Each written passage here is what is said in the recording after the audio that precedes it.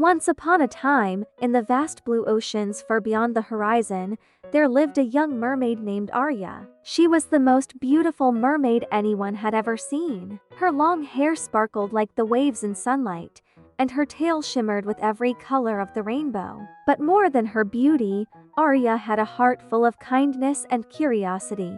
Arya was not alone. She had her dear friend and brave Prince Edward, a kind and noble young man who loved the ocean as much as she did. One day, Prince Edward invited Arya to join him on a cruise ship. They wanted to explore faraway seas and visit tropical islands full of wonders. The sun rose as they set sail, painting the sky in golden colors.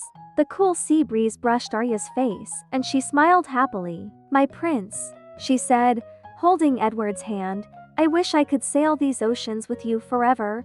Edward smiled back warmly. "And I wish the same, my princess." On every island they visited, they picked delicious tropical fruits, juicy pineapples, sweet mangoes, fragrant coconuts, ripe papayas, and tangy raspberries. They gathered dozens of kinds of fruit to bring back home to their kingdom. The journey was perfect until one day, something strange caught Arya's attention. Arya and Edward stood at the ship's deck, looking out over the calm ocean. But the water looked empty. No fish leaped, no dolphins played, no colorful coral reefs glowed beneath the waves. "My princess," Edward said with worry, "we haven't seen any sea creatures in the ocean for days. What could be wrong?" Arya nodded, frowning. "Yes, I haven't seen my friend Dolphy, the dolphin, either. Something is not right." Worried, Arya decided to dive deep into the ocean to find out what was happening. "I need to check on my family and friends," she said. Prince Edward walked her to the bow of the ship. "Be careful, Arya," he said. "If you don't return by sunset, I will come after you." Arya smiled bravely and dove off the ship. As soon as she touched the water, her legs magically changed into a shimmering mermaid tail. She swam swiftly into the deep sea. The underwater world was quiet and still to still. Arya called out, "Dolly, my crab friends, where are you?" No answer came, only the soft sound of water and sand. The grand sea castle glistened in the distance, but no lights flickered. The deep blue kingdom looked empty and silent. Suddenly, Arya spotted a large seashell resting on the ocean floor.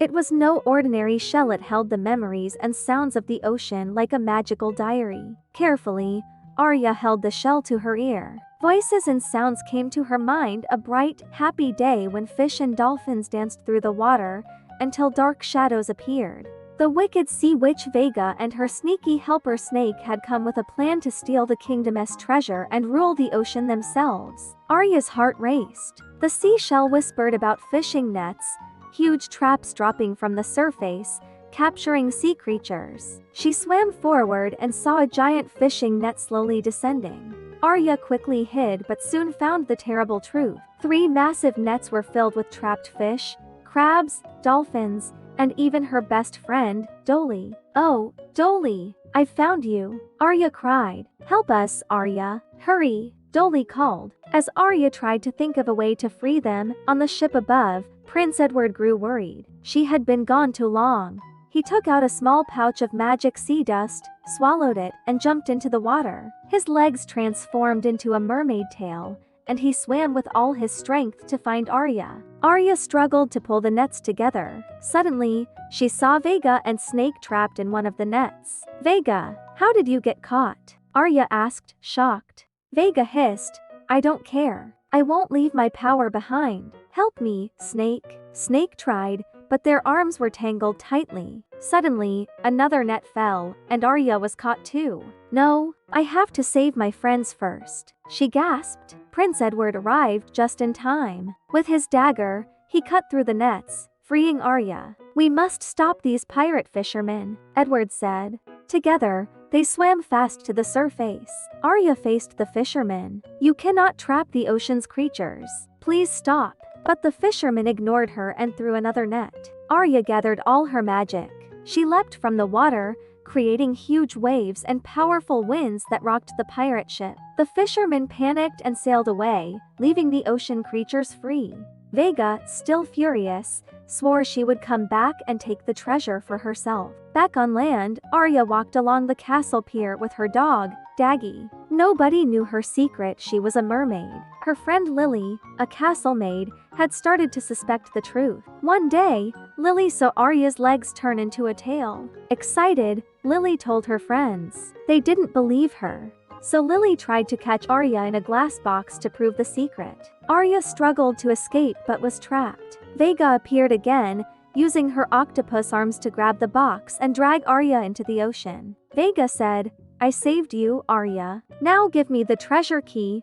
Arya replied, "Friends help without asking for rewards." Angry, Vega tried to trap Arya again. But Arya used her magic to stop her. Vega realized that true power came from kindness and friendship. Arya returned to the castle and told everyone her secret. The people were amazed but happy to have a princess who loved both the land and the sea. Arya, Edward, and all the sea creatures promised to protect each other. The oceans were alive again with colorful fish, dolphins, and laughter. And they all lived happily ever after.